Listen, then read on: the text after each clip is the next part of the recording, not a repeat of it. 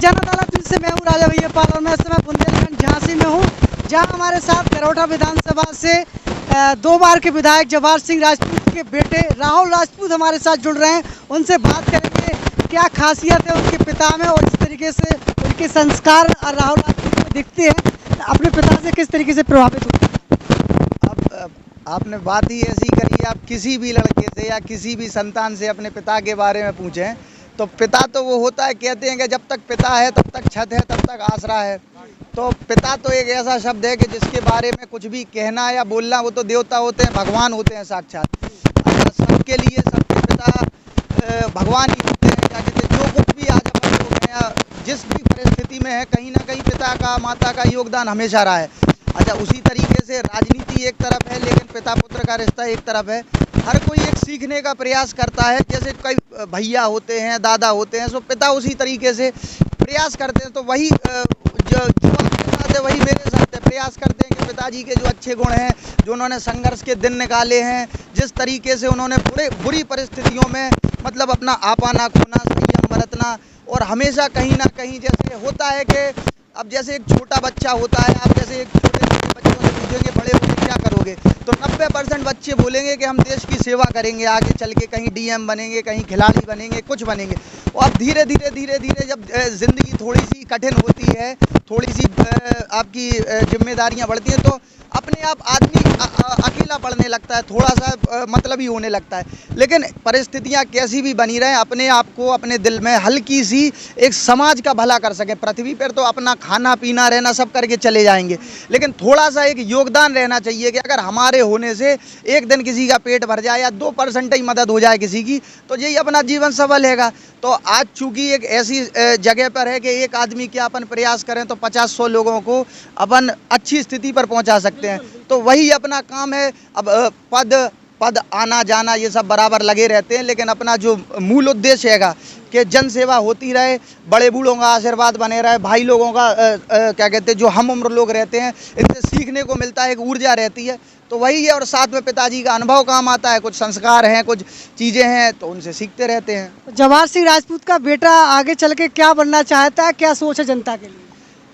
अपन को बनना कुछ नहीं है। आप जैसे एक चीज़ वो होती है कि इसके बाद पिता के बाद पुत्र या पुत्र के बाद, अपन को उस तरीके की राजनीति कह लें या उस तरीके का पेशा पे अपन का इंटरेस्ट नहीं है।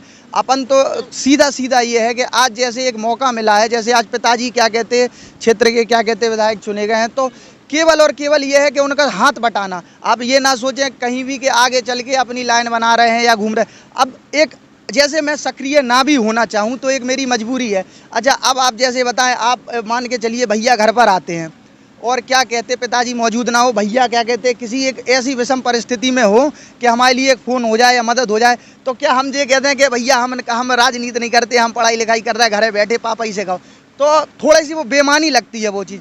तो केवल और केवल अपने हाथ में जितनी चीज़ है, जितनी मदद हो जाए भाई लोगों की, चाचा लोगों की, तो एक केवल पिताजी का भार कम करने का काम कर रहे हैं। अपनी व्यक्तिगत कोई भी महत्वाकांक्षा नहीं है। हाँ, लेकिन चूँकि अपन उस फील्ड में उतर आए हैं समाज सेवा में, तो एक ये रहेगा ज़्यादा से ज़्यादा छाप छोड़ने का अपना प्रयास है कि कल के दिन जब संसार से अलविदा लें तो हाँ, लोग बाग याद रखें कि एक भाई था, एक बेटा था जिसने मदद करी मौके पे।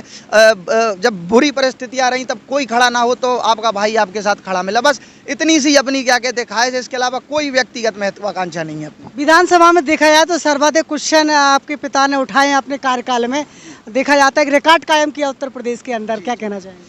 देखिए, ऐसा होता है कि जो काम करता है और उसके बाद वो बनता है तो वो वही काम और ऊर्जा के साथ करता है। कई लोग पहले गुंडयाई करते थे, लोगों ने कुछ देखा होगा उनमें, उन्हें आगे बढ़ाया, उनने और गुंडयाई करी।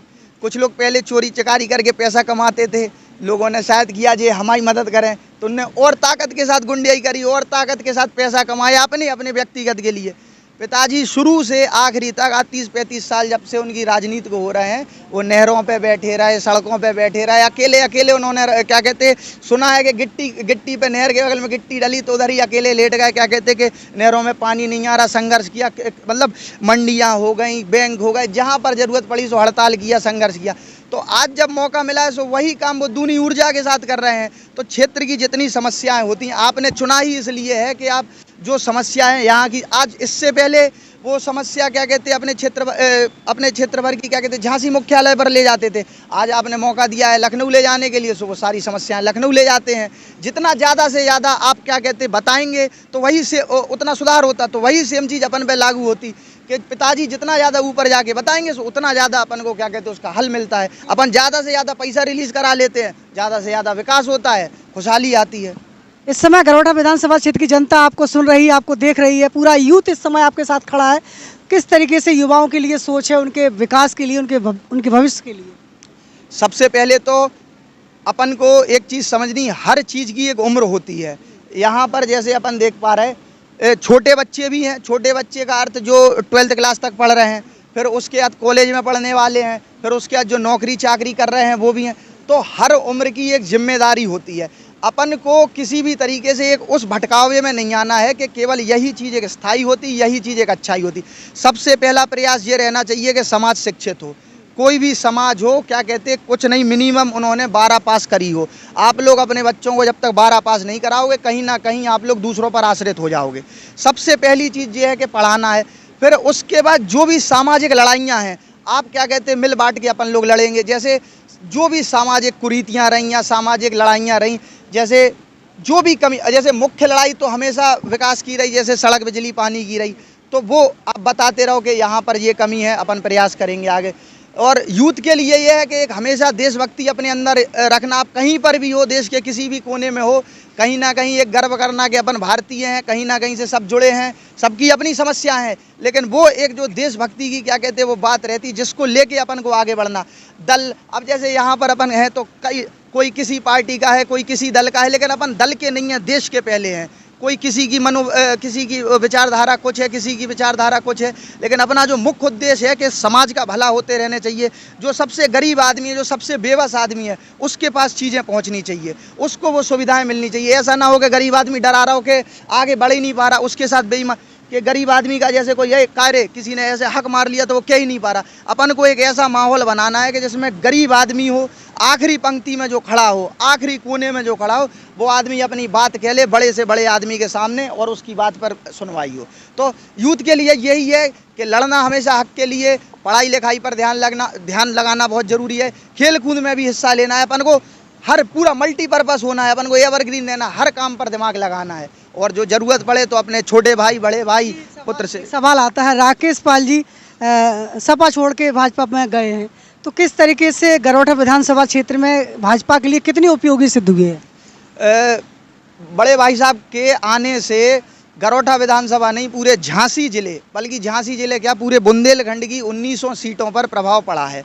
राकेश पाल जी बहुत बड़े नेता हैं, अभी के नहीं, बहुत पुराने नेता हैं। उन्होंने क्या कहते हैं हर विचारधारा वाली पार्टी के साथ राजनीति करके देखी है। अंत में उन्होंने भारतीय जनता पार्टी में आए हैं, क्योंकि उन्हें पता है ये पार्टी संस्कारों की है, सिद्धांतों की है। ये पार्टी वो है जो हर समाज को, हर व्यक्ति को बराबरी का हक देने के लिए लड़ाई लड़ती है। और पार्टियां हैं जिसमें क्या कहते हैं व्यक्तिगत लाभ के लिए होती है। और उनके आने से क्या योगदान हुआ है, आप ये पूछो तो भाजपा की लड़ाई आधी हो गई थी, उनके आने से ये योगदान हुआ है। अकेले क्या कहते हैं गरोठा विधानसभा की नहीं, हर विधानसभा में राकेश भाई साहब के आने से आप ये समझ लो मेरी मेहनत आधी हो गई थी। मैं गाँव में जाता था जहाँ पर पाल समाज ज़्यादा था, तो वो कहते तुम तो जाओ, अब घरे जाओ, तुम्हारा काम होगा। उनने कहा कि भाई साहब आ गए, अब तुम्हें परेशान ना हो, तुम और कहता हूँ देखो। तो अब इससे ज़्यादा क्या कहें, जब ही उन्हीं के आने की ये देन है कि ये 16,000 की जो पिछली बार 17 में जीत हुई थी, वो इस बार आके 34,000 पे लगभग दूनी जीत हुई है। तो उनके बहुत बहुत आभारी है। और उनका क्या कहते हैं आज उन्हें स्थान मिलता है, एक जगह मिलती है जिस पे खुद भी अच्छा महसूस होता है कि जहाँ पर सबको लगता है कि हाँ कोई आया है। तो आखिरी सवाल करना चाहेंगे, गरोठा विधानसभा क्षेत्र की विकास की बात करें तो विकास की तरफ से किस तरीके से कौन कौन सी योजना लाने वाले हैं? जी अच्छा, सबसे पहली पिछली 5 सालों में जो काम हुआ है उसके आधार पर आपको फिर से मौका मिला है। अच्छा, पहली बात तो ये कि जो भी पिछले काम, कुछ काम जो पेंडिंग में रह गए थे वो पूरे हो रहे हैं। अभी जैसे पिछली बार थोड़ी सी आधी आपकी कई सड़कें छूट गई थी, जैसे आप ये कह लीजिए मोट से समथर की सड़क, जो समझ लो आप 30-40 साल में आज तक नहीं बनी है, आज बन के आपकी रेडी है। तो पहले तो पूरी सड़कें चमाचम एक नंबर की जा रही हैं। एक आपकी क्या कहते हैं सबसे बड़ी परियोजना लाई जा रही है, हर घर नल परियोजना। इसमें थोड़ा समय ज़रूर ज़्यादा लगेगा, लेकिन हर घर में आप लोग को खुद जानकारी होगी, पाइपलाइनें बिछने लगी हैं, गांव-गांव टंकी बनने लगी है, जिसमें शुद्ध आरओ का पानी आ रहा है। आरओ के पानी की व्यवस्था होनी है। अच्छा, इससे पहले क्या होता था कि जैसे अपन हैंडपम्प लगा दिया, कोई कहता था भैया क्या कहते वो पानी फिर चला गया गर्मियों में, या खारा पानी नहीं है, पीने की नहीं है दूसरा। तो इन सब इस समस्याओं से निपटने के लिए एक तो ये हर घर नल योजना की जो हो रही अपने यहाँ मुख्य समस्या पीने की पानी की है। दूसरे नंबर की चीज़ आती है सिंचाई के पानी के लिए। सिंचाई के पानी के लिए जैसे अभी आपकी पिछली बार जो नहर बनाई गई थी सतसेड़ा से, जिससे 60-70 गाँवों को पानी पहुंचना था, वो आपकी लगभग कंप्लीट हो चुकी है। उसमें 1 आध महीना में समझ लो, ज़्यादा से ज़्यादा 2 महीना कह लो, वो आपकी सुचारू रूप से चलने लगेगी।